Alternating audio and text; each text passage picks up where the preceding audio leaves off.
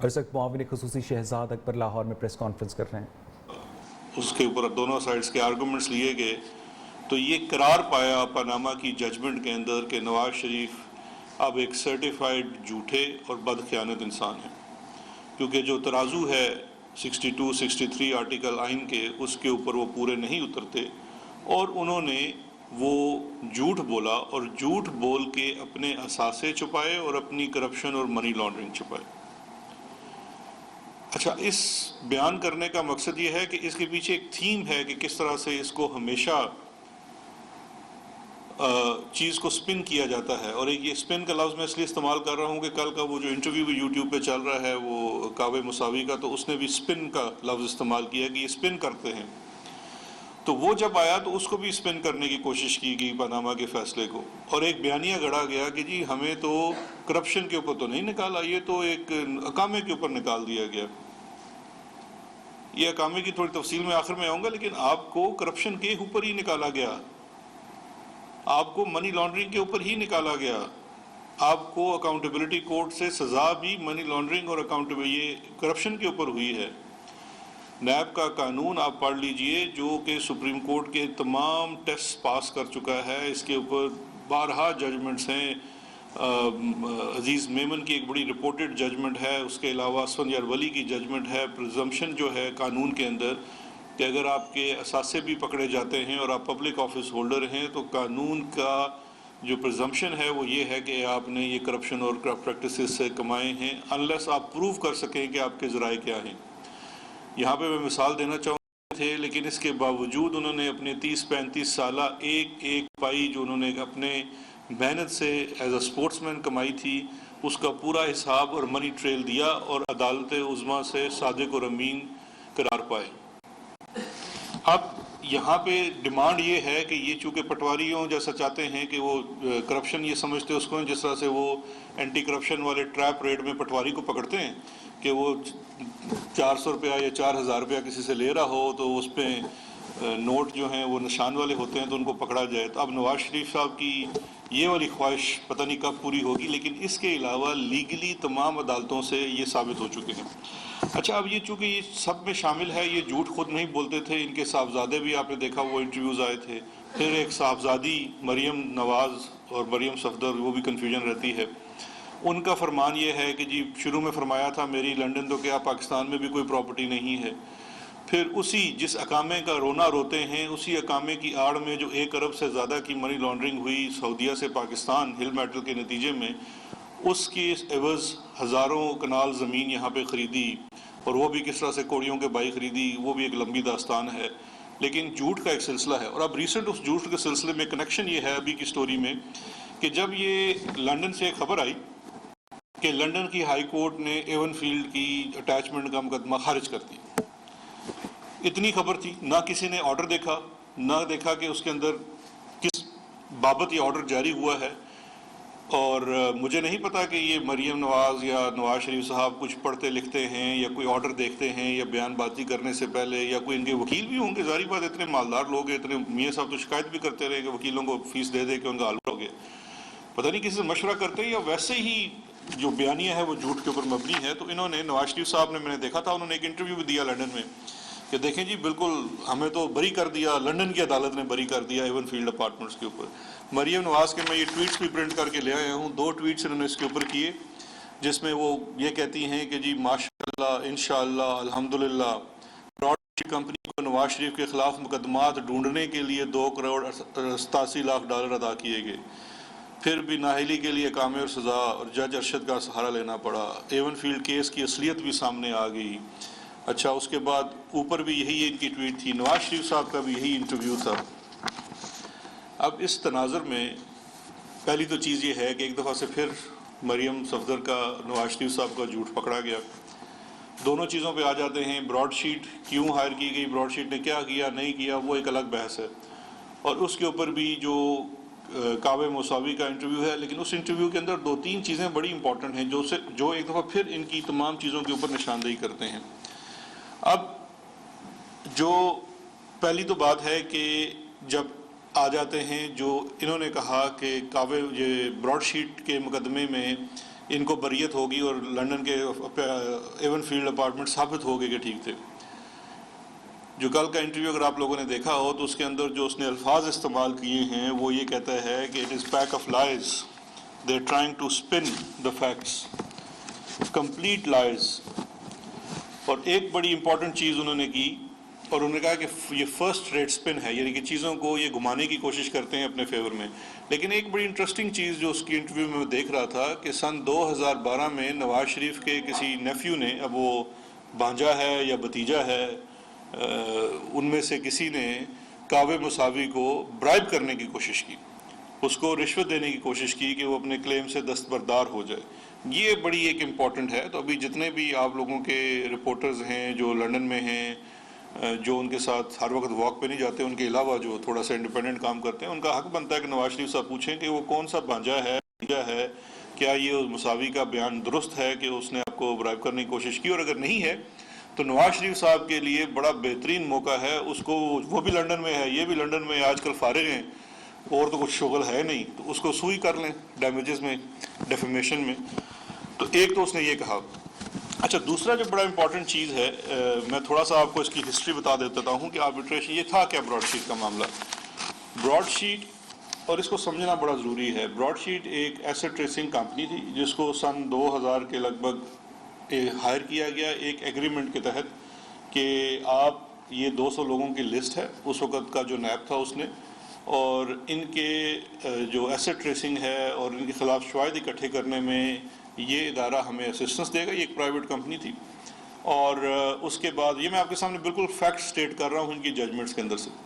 اور اس کے بعد جو بھی اس کے اندر سے ثبوت سامنے آئیں گے اس کے نتیجے میں جو بھی ریکوریز ہوں گی اس میں ان کو 20% ملے گا. یہ پاکستان گورنمنٹ نے اس وقت کچھ وقت گزرنے کے بعد براڈ شیٹ کے ساتھ ہی ایگریمنٹ ڈسکنٹینیو کر دیا, اس لیے کہ وہ گورنمنٹ آف پاکستان اور نیب کا یہ ماننا تھا کہ وہ انہیں کوئی خاطر خواہ اسسٹنس پرووائڈ نہیں کر رہے ہیں, اور وہ خود سے ہی ایویڈنس ڈھونڈ لیں گے اور سب کچھ کر لیں گے.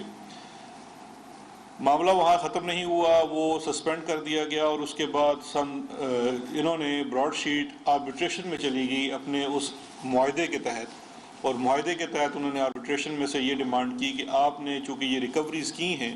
اور وہ اربوں کی ریکوریز تھی جو اس ٹارگٹ سے ہوئی,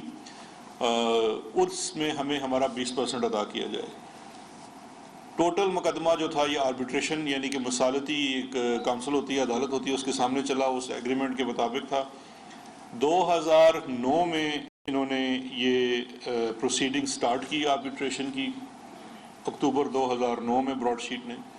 اس وقت پاکستان پیپلز پارٹی کی گورنمنٹ تھی, ان کا ان معاملات کے اندر کتنا انٹرسٹ ہے مجھ سے آپ بہتر جانتے ہیں. یہ 2009 سے لے کے سن 2016 تک مقدمات یہ چلتا رہا مصالحتی عدالت میں. پہلے این آر او کے ایک حکومت تھی, پھر این آر او کی دوسری حکومت تھی, دونوں نے جس طرح سے مقدمہ پرسو کیا وہ ایک الگ بحث ہے. پاکستان کے نیب کا اور پاکستان کا یہ کلیم تھا کہ انہوں نے ہمیں اسسٹنس پرووائڈ نہیں کی.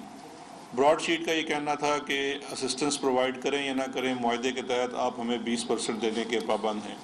مصالحتی عدالت نے 2016 میں معاہدے کی شقوں کے مطابق یہ قرار دیا کہ آپ ان کو پیسے دینے کے پابند ہیں, کیونکہ معاہدے کے اندر لکھا تھا کہ, اور یہ معاہدہ غلط ہوا تھا, اس کے اندر یہ لکھا تھا کہ معاہدے میں کہ اگر یہ کوئی کام کریں نہ کریں اس کے باوجود irrevocable یعنی کہ ریورس نہیں ہو سکتا, ان کو اپنے پیسوں کی ادائیگی کرنی ہے.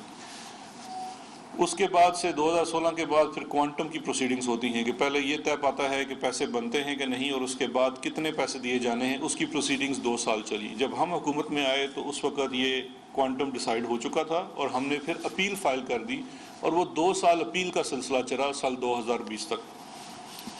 اس کے بعد یہ جو اب ایون فیلڈ کا یہاں پہ جو کنیکشن اور لنڈن ہائی کورٹ آتا ہے وہ واضح کرنا بڑا ضروری ہے.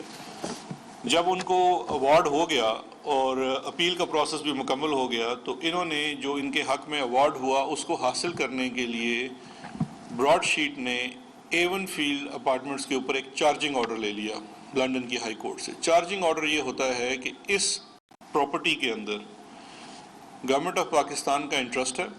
اور چونکہ ہمارے پاس ایک ججمنٹ ہے گورنمنٹ آف پاکستان کے خلاف ڈیٹ کی, یعنی کہ انہوں نے یہ ہمارے پیسے دینے ہیں, تو اس لیے اس پراپرٹی کے اوپر اس کو ڈسپوز آف نہ کیا جا سکے جب تک ہمارا ڈیٹ ادا نہ ہو جائے. اور اس مد میں, اچھا اگر اس لنڈن ہائی کورٹ کے اس چارجنگ آرڈر کو انہوں نے پہلے پروویژنل اس کو چارجنگ آرڈر دے دیا، اور جو پروویژنل چارجنگ آرڈر دیا وہ دیا ہے جون 2020 میں. جون 2020 میں جب وہ پروویژنل چارجنگ آرڈر دیا تو انہوں نے پھر یہ مانا کہ پاکستان کا اس کے اندر انٹرسٹ ہے، کیونکہ اکاؤنٹیبلٹی کورٹ کی ججمنٹ کہہ چکی ہے کہ یہ پراپرٹی جو ہے بحق سرکار پاکستان ضبط کر لی جائے. اب 100% وہ فلی پاکستان کو ریورٹ تب ہوگی جب آپ کا سپریم کورٹ تک یہ معاملہ طے ہو جائے گا. جب انہوں نے یہ کہہ دیا تو اس کے اوپر انہوں نے اس کے اوپر چارجنگ آرڈر لگا دیا، اور چارجنگ آرڈر لگانے کے بعد جب دسمبر میں یہ جو خبر بنی وہ اس طرح سے بنی کہ یہ اب میرے پاس اس فیصلے کی کاپی بھی موجود ہے، جس میں جو اس کو 17 دسمبر کے بعد یہ ہائی کورٹ میں انہوں نے چارجنگ آرڈر ختم کر دیا، وڈرا کر دیا، یعنی کہ براڈ شیٹ نے اپنا چارجنگ آرڈر واپس اس لیے لے لیا کہ ان کو پیمنٹ ہو گئی جو ان کی ڈیٹ کی پیمنٹ تھی، تو اس لیے اب ان کا کوئی کلیم نہیں بنا. تو ٹوٹل پروسیڈنگز جو لنڈن میں ہوئی تھی وہ یہ ہوئی کہ وہ چارجنگ آرڈر ختم ہو گیا، اور ختم اس لیے ہوا کہ براڈ شیٹ کو ان کی پیمنٹ ہوگی، لیکن اس چیز کو ایسے سپن کیا گیا کہ جیسے بقول مریم کے الحمدللہ اور انشاءاللہ اور وہ بے گناہ قرار پائے. تو یہ ان کا ایک اور جھوٹ پکڑا گیا. باقی جو باتیں کعبہ موسوی کے انٹرویو کی ہیں اس میں سے کچھ باتیں بڑی امپورٹنٹ ہیں. ایک بات تو یہ ہے کہ جس چیز پہ یہ رلائے کر رہے تھے کہ شاید اس بندے نے ان کے حق میں کوئی بات کر دی ہے، اس نے ایک پورے انٹرویو کے اندر بتلا دیا ہے کہ یہ تو ہیں ہی چور اور انہوں نے ہمیں بھی برائب کرنے کی کوشش کی. اور اس کے ساتھ ساتھ انہوں نے ان کے جو لنڈن ہائی کورٹ کے فیصلے کو اوپر اپنا بیانیہ پیش کرنے کی کوشش کی، اس کو انہوں نے ایکسپوز کر دیا. اور آخر میں یہ جو چیز بار بار دہرائی جاتی ہے اقامے کی کہ جی صرف اقامہ صرف اقامہ، یہ ذہن میں رکھیے کہ یہ صرف اقامے کی بات نہیں ہے. ابھی آپ کے سامنے ایک حالیہ مثال موجود ہے خواجہ آصف کی. یہ اقامے کی آڑ میں پبلک آفس ہولڈر جو ہے وہ اپنے منی لانڈرنگ کو آسانی سے کر پاتا ہے. اب خواجہ آصف کے خلاف جو باقی سارا کیس ہے اس میں سے ایک میں یہ ٹوٹل کیس نہیں ہے خواجہ آصف کے خلاف. خواجہ آصف کے کیس میں مختلف چیزیں ہیں، تمام اثاثوں کا کوئی منی ٹریل نہیں ہے، کوئی سورس آف انکم نہیں ہے، کوئی اس کے پیچھے خرید و فروخت یا کاروبار نہیں ہے. لیکن ایک اثاثہ ان میں سے جو ہے وہ عام آدمی کے سمجھنے کے لیے بڑا آسان ہے اور اقامے کی صورت میں بھی آپ کو سمجھ میں آتا ہے، وہ ہے ان کی دبئی سے 14 کروڑ کی سیلری. اب ایک شخص پاکستان میں وزیر دفاع ہے، پھر اس کے بعد وہ پانی و بجلی کا وزیر بنتا ہے، پھر اس کے بعد وہ وزیر خارجہ بنتا ہے، لیکن اس تمام دوران اس تمام پیریڈ میں وہ دبئی کی ایک کوئی الیکٹریکل یا میکینیکل کمپنی کے اندر تنخواہ دار ملازم بھی ہے، جس نے اپنے ایگریمنٹ کے مطابق جو اس نے ایگریمنٹ سو کالڈ پیش کیا 8 گھنٹے کی شفٹ بھی لگانی ہے، ہفتے میں صرف 2 چھٹیاں ہیں، سال میں صرف 20 چھٹیاں ہیں، اور وہ وہاں پہ 50,000 درہم کے اوپر ملازم ہے. اور وہ پیسہ، اور چلیں یہ بات بھی مان لی جاتی کہ اگر کوئی اس کا ثبوت دکھا دیتے، خواجہ آصف کی اس کلیم کا کہ یہ 14 کروڑ روپیہ مجھے سیلری ملی، ایک ڈاکومنٹری پروف وہ پیش نہیں کر سکے 2 سال گزرنے کے باوجود. آپ تمام لوگ مختلف چینلز میں کام کرتے ہیں، اخباروں میں کام کرتے ہیں،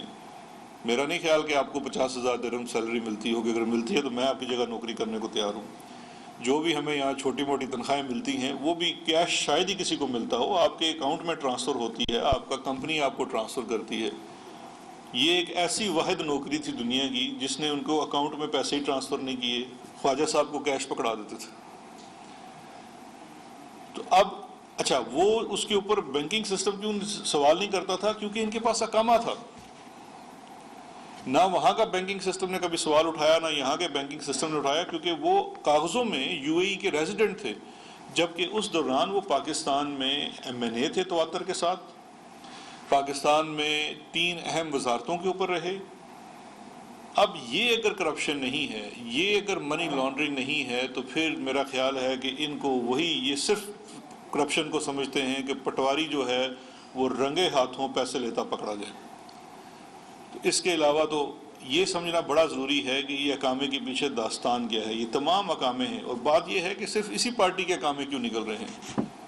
احسن اقبال کو دیکھ لیں، نواز شریف کو دیکھ لیں، خواجہ آصف کو دیکھ لیں، ساری ٹاپ لیڈرشپ کے پاس اقامہ ہے، اور اس اقامے کے نتیجے میں جتنا پیسہ ہے اس کا کوئی منی ٹریل نہیں ہے. تو اس لیے یہ چیز یہاں پہ کلیئرٹی کرنا بڑا ضروری ہے، اور تواتر کے ساتھ ان کے بیانیے کو ریجیکٹ کرنا بھی بڑا ضروری ہے، سمجھ کے ساتھ، فیکٹس کے ساتھ، دستاویز کے ساتھ، ثبوتوں کے ساتھ۔ مشیر داخلہ شہزاد اکبر اس وقت پریس کانفرنس کر رہے ہیں جس میں ان کا یہ کہنا تھا کہ خواجہ آصف نے کرپشن کی۔ اور یہاں بلیٹن میں وقت ہوا ایک بریک۔